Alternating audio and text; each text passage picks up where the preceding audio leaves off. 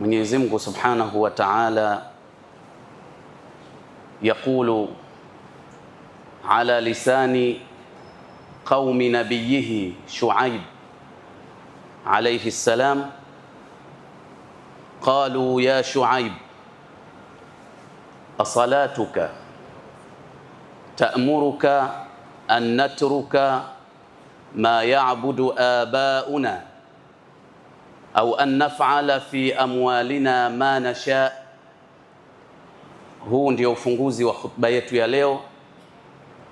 Aya hii ambayo nimeisoma ni kauli ya Mwenyezi Mungu kupitia ulimi wa kaum ya Shuaib walipomwambia nabii wao Shuaib, wakamwambia qalu ya Shuaib, wakasema kumwambia ewe Shuaib, asalatuka, sala yako, sala zako ndizo zinazokuamrisha wewe tuache yale waliokuwa wakiyatenda baba zetu katika ibada mbalimbali za kumshirikisha Allah, na tufanye katika mali zetu, tuache kufanya katika mali zetu isipokuwa lile unalotuamrisha wewe, tusifanye tunayoyataka. Fikratun qadimatun tafsilu baina ad-dini an majali al-haya, tafsilu ad-dina an majali al-haya. Hii ni falsafa na fikra ipo tangu na tangu, makarne na makarne, fikra ambayo inatenganisha baina ya dini na maisha.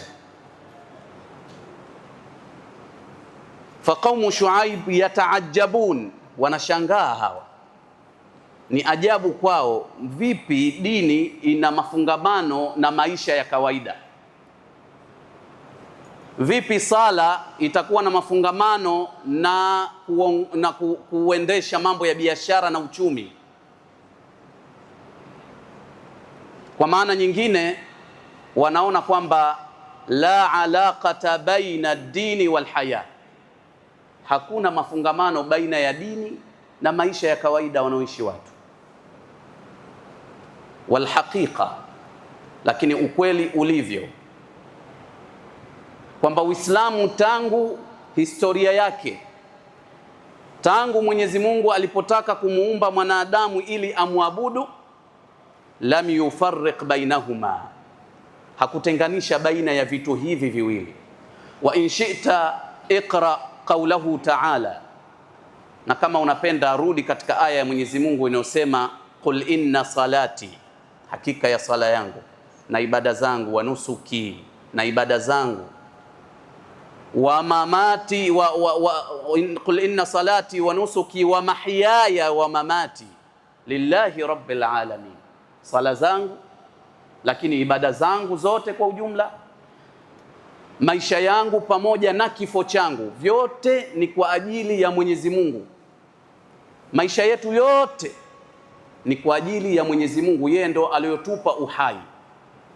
Kwa hiyo hakubagua baina ya kumwabudu yeye na kufanya mambo ya kimaisha nje ya matakwa yake yeye Mwenyezi Mungu Subhanahu wa Ta'ala. Watukufu Uislamu, hii ni fikra ambayo watu huitumia kufuata njia ya shaitani na matamanio ya nafsi. Kwani ukiingiza dini katika maisha yako, kuna vitu vingi sana itabidi usivifanye ambavyo nje ya dini vinaweza kuwa ni rahisi sana na vyepesi sana kufikia yale matakwa yako na ile njia ya shaitani.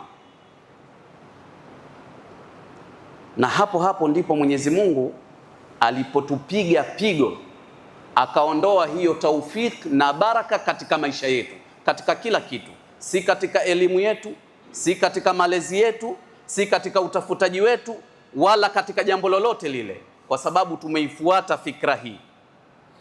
Inawezekana mimi na wewe tukawa tu ni wenye imani kwamba kila kitu maisha yetu ni ya Mungu, lakini sivyo tulivyo. Hatufanyi hivyo, hatuamini hivyo kwa yakini. Allah akatupiga hilo pigo la kutuondoshea taufiki na baraka katika maisha yetu, sisi wenyewe wala watoto wetu wala vizazi vyetu. Waqad warada sualun fi alqarni athamin alhijri ila Tajuddin as-Subki rahimahullah an adami wujudi at-tawfiqi wal baraka. Kumbe hili tatizo si la leo wala jana, tangu karne ya 8 kuna mtu alikwenda akamuuliza Imamu Subki, ewe Imam, kwa nini maisha yetu hayana baraka, hayana taufik, mambo yanaingiliana, mambo hayako sawa? Anashtaki jambo hili kwa Imamu Subki. Nini jawabu lake?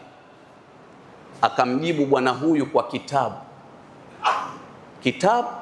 kinabakia, watu wanaendelea kukisoma na kunufaika nacho, na huu ndio ulikuwa mwongozo wa maulama, sio makelele tu, wanajibu kitaalamu. Akaandika kitabu kinaitwa Mu'idun Ni'am wa Mubidun Niqam. Wataalamu wa mambo ya kiuchumi na kisaikolojia na mambo ya kiidara wakakifanya kuwa hichi ni moja katika vitabu vikubwa katika fani hiyo, kwani kinazungumzia saikolojia ya kazi na maisha mbalimbali. Hapa utaona kwamba kuna alaka baina ya dini na maisha yetu. Hatuna ujanja wa kuikimbia dini ndani ya maisha yetu. Watukufu wa Islam, kisa anakitoa Imamu al-Ghazali kwamba kuna bwana mmoja alikuwa ni tajir, mfanyabiashara, lakini alikuwa anamjua Mungu, ana hofu na Mungu katika maisha yake, katika mambo yake. Akaandaa safina, jahazi kubwa, akatia ndani yake bidhaa mbalimbali, kisha akaituma jahazi ile kuelekea mji wa Basra. Yule mtu alomkabidhi nahodha wa jahazi ile, kabla ya kuondoka akampa wasia, akamwambia ukifika Basra, na alikuwa anajua kwamba Basra kulikuwa kuna majaa, janga la njaa, kumeingiwa njaa katika mji wa Basra. Anamwambia ukifika Basra, bi'aha, yani ziuze hizi bidhaa, bisi'ri yaumiha, kwa ile bei iliyopo sokoni, kwa bei ya siku hiyo utakapofika huko Basra. Tizama sheitani anaingia vipi kututoa tukatenga, tukajiweka mbali na dini, ili tu tuweze kufikia njia ya sheitani na matamanio. Bwana huyu alipofika Basra, nini alichokifanya? Akasahau ule wasia wa yule tajir ambaye ni bosi wake. Alipofika katika mji wa Basra, wafanya biashara wakamwendea, si tayari bwana bidhaa imekuja na ni bidhaa adimu, vyakula, hakuna vyakula katika mji, tabu, shida, dhiki. Wakamwambia, sikiliza, unatakiwa uwe mjanja, hapa ni mjini bwana, si ndio maneno yetu hayo, hapa ni mjini bwana, sikiliza bwana, hizo bidhaa zako sisi tuna mahazina mengi hapa, magodauni mengi, twende tukahifadhi hizo bidhaa. Hawa watu kila wakitaabika kutafuta hizi bidhaa zitazidi kupanda thamani. Hiyo katika sheria ya Kiislamu, katika fiqh ya Kiislamu inaitwa al-ihtikar, kukificha chakula, kukizuia kwa sababu na watu wanakihitaji wakati ambao kunahitajika hicho kitu kwa shida kubwa, wewe unakihifadhi, au bidhaa yoyote ile ambayo watu wanahitaji ile bidhaa, maisha yao hayendi isipokuwa kwa bidhaa ile, wewe umeificha ili izidi kupanda bei sokoni. Ikishafika maradufu, mara 10, mara 20, 30, ndio unaidhihirisha kwa watu ili upate faida nyingi. Ndicho alichokifanya huyu bwana. Baada ya muda mrefu akaitoa bidhaa ile, akapiga faida za kweli kweli, kisha akamwandikia risala yule tajir, bosi wake, akimweleza namna gani alivyofanya kazi mpaka akapata faida kubwa ya namna ile. Risala ile ilipomfikia yule tajir, tizama watu wenye hofu ya Mungu, Yule bwana alipoipata ile risala akaghadhibika kweli kweli, ghadhaban shadida, kisha akamwandikia risala ya kumrudishia jawabu. Akaandika, qad balaghani ani nabii sallallahu alayhi wasallam anna man ihtakara ta'ama almuslimin 40 yawman faqad bari Allahu minhu wa bari'a min Allah. Ndio ujumbe wa risala, kwamba bwana, imenifikia kutoka kwa Mtume sallallahu alayhi wasallam hadithi kuwa yule yoyote atakayeficha chakula cha Waislamu na watu kwa muda wa siku 40, basi Mwenyezi Mungu huyo amemtenga, huyo amemghadhibikia huyo, na yeye hana rehma ya Mungu. Kama umeupata ujumbe wangu huu, basi hiyo arbah, mapato hayo yote uliyopata, faida yote uliyopata na mtaji wake, vyote vigawe kwa fuqara al-Basra, vigawe kwa fuqara al-Basra, masikini na mafukara na wenye kuhitaji huko Basra. Sina haja ya rasimali hiyo wala faida hizo. Hofu ya Mungu imeingia hapa, kwa sababu dini haiko mbali na maisha ya watu. Ushetani mwingi unakuja kwa kutokuwa na hofu ya Mungu, na hofu ya Mungu ndiyo maelezo yake na dini yake na kanuni zake na sheria zake. Al-Imamu Sariyuddin Saqati, sikilizeni kisa chingine cha ajabu. Alikuwa ni mfanyabiashara pia, na tujue kwamba hatukuambiwa kwamba hao watu wema ni watu wasiojishughulisha au wasioingiliana na watu. Wanaingiliana na watu na wanasikiliza mambo ya watu, na pale panapohitaji dua wanaomba, na pale panapohitaji msaada wanatoa, pale panapohitaji fikra huchangia. Lakini Muislamu usiishi munazilan, mambo yanatokea ulimwenguni, we huna habari. We sio Muislamu uliokamilika. Wale watu wa Mwenyezi Mungu ahlullah yuttasafuna bil kamal. Al-Imamu Sariyuddin Saqati alikuwa ni mfanyabiashara. Mara moja aliwakusanya talamidhatahu wa muridi, wale wenye kumfuata, wanafunzi wake na watu wengine, akawaambia, inni mundhu 30 sana astaghfirullaha min kalimatin qultu fiha alhamdulillah. Hapa mnaponiona na miaka 30 namuomba msamaha Mwenyezi Mungu kwa neno moja tu, nilisema mara moja tu katika maisha yangu, nilisema alhamdulillah. Wakashangaa, tangu lini neno alhamdulillah likawa ni maasiya mpaka wewe ukaumia sana, ukahangaika, ukajutia kwa muda wa miaka 30 bado unaendelea kumwomba msamaha Mwenyezi Mungu? Kaifa dhalik, ilikuwaje hivyo? Lazima kuna kisa kimepita hapa. Akasema, pindi nilipokuwa nimekaa mara moja na wenzangu wafanya biashara kama Kariakoo pale, upo na wafanya biashara wenzako, au hapa Posta au popote pale katika ile miji ya kibiashara, imam, mtu wa Mungu, alim, anafanya biashara halalan tayyiba. Mara wakasikia sauti za watu wanapiga kelele, moto moto moto moto, huko madukani kunaungua. Na yeye ana maduka yake katika hiyo sehemu ulipotokea moto. Anasema, qumtu ajri ma'a man yajri bitijahi dakaki, nikasimama nikawa nakimbia pamoja na wenye kukimbia kuelekea kwenye maduka, pengine tukanusuru chochote, tukaokoa chochote. Kabla hajafika, fa idha birajulin yati ilayhi musri'an, akaja mtu mbio mbio. Kabla hajafika akaja mtu na habari, akamwambia, abshir ya imam, abshir, kuwa mtulivu, usiwe na wasiwasi. Maduka yako faqad najat dakakinuk, maduka yako yameokoka, hayakuingia moto.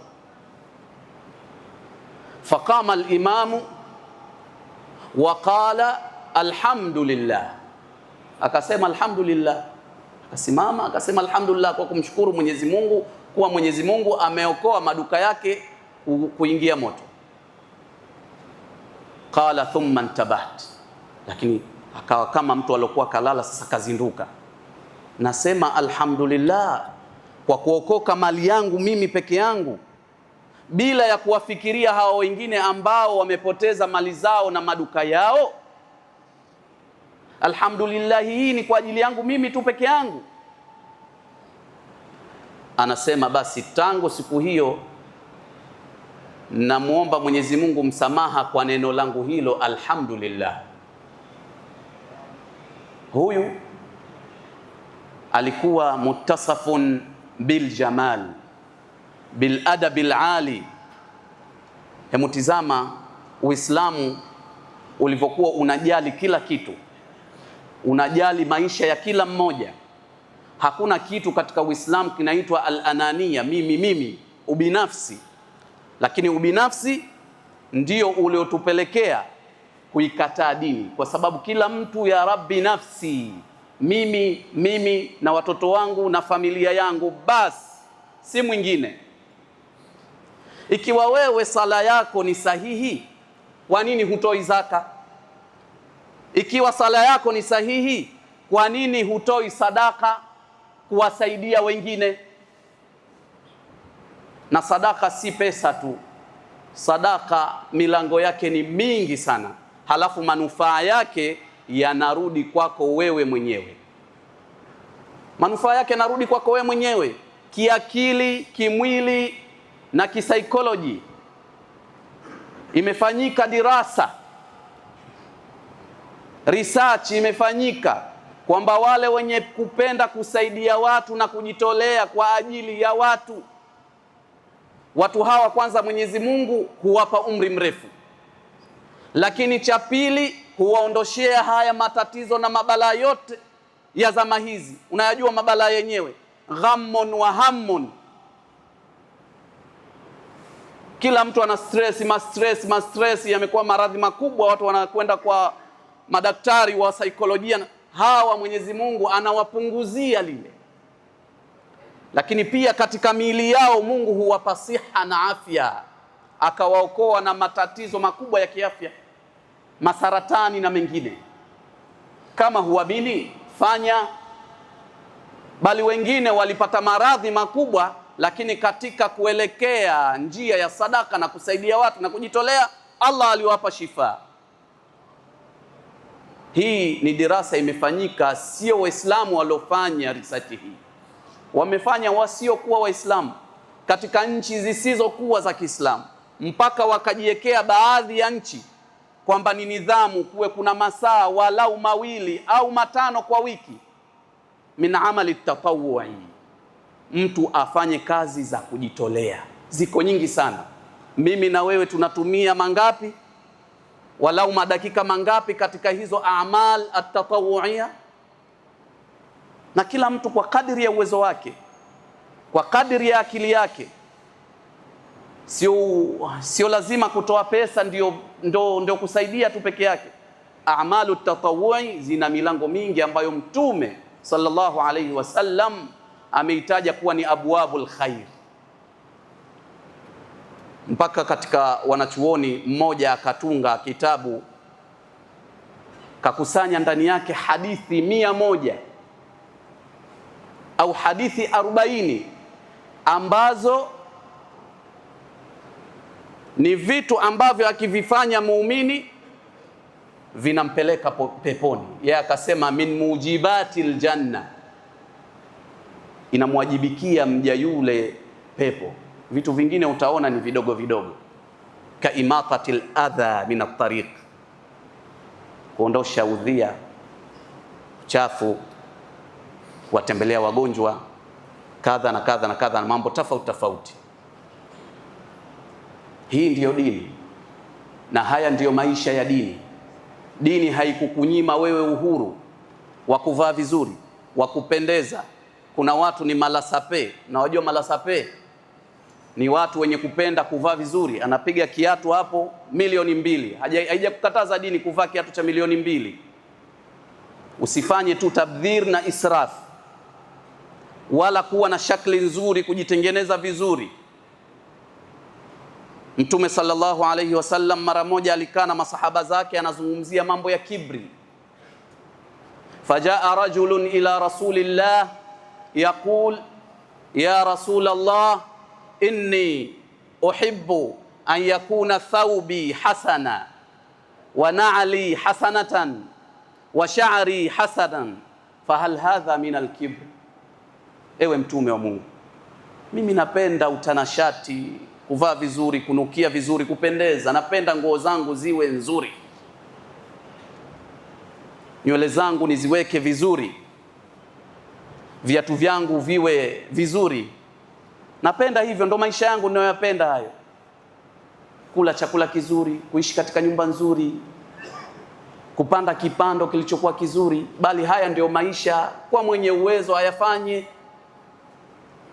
Wengine hawafanyi kwa sababu ya ubakhili. Masahaba walikuwa wakivaa vizuri ili wale wasiokuwa na uwezo wawafuate, iwe ni ishara kwamba bwana, mimi kidogo, ukitaka chochote utapata hapa. Lakini utakuta watu wana uwezo lakini anajinyima hata vile kuvaa vizuri tu, akaonekana katika mandhari nzuri, anahofia kwamba atamfuata mtu, nipe chochote. Hatuhimizi watu waombe, tunazungumzia uhalisi wa maisha ya dini. Nini alichomjibu Mtume? Alimkataza, alimwambia kwamba hivyo kuvaa vizuri ni kibri. Watu wanajua Uislamu ni kuvaa vibaya. Yule ambaye nguo yake imekunjana kunjana na vitu kama hivyo, hatuzungumzii watu, tunazungumzia uhalisia. Lazima kama Muislamu ujiweke katika hali nzuri, na kukaa vizuri haiambatane mambo ya utajiri na umaskini. Kile ulichokuwa nacho kitunze vizuri, ndiyo Uislamu. Akamwambia la, hapana, hicho si kibri. Dhakal jamal, hiyo ndiyo jamal, ndiyo urembo, ndiyo uzuri, ndiyo utanashati. Inna Allaha jamilun yuhibbul jamal. Mwenyezi Mungu anapenda kitu kinachoitwa aljamal, ukamilifu katika macho ya mtu. Na katika majina ya Mwenyezi Mungu kwamba yeye ni jamil, min asmaihi alhusna wa sifatihi alula. Katika majina yake mojawapo ni aljamil. Wama thamma fil wujudi illa atharu asmaihi wa sifatihi alula. Chochote unachokiona kipo katika ulimwengu huu, hicho kipo kwa sababu ya athari ya Mwenyezi Mungu ya majina yake. Laula ismuhu alim lama kana hunaka ilmun wala ulama. Ingekuwa jina lake Mwenyezi Mungu hakusifikana na neno alim, kwamba Mwenyezi Mungu ni alim, basi kusingekuwa na wanazuoni wala kusingekuwa na elimu. Walaula ismuhu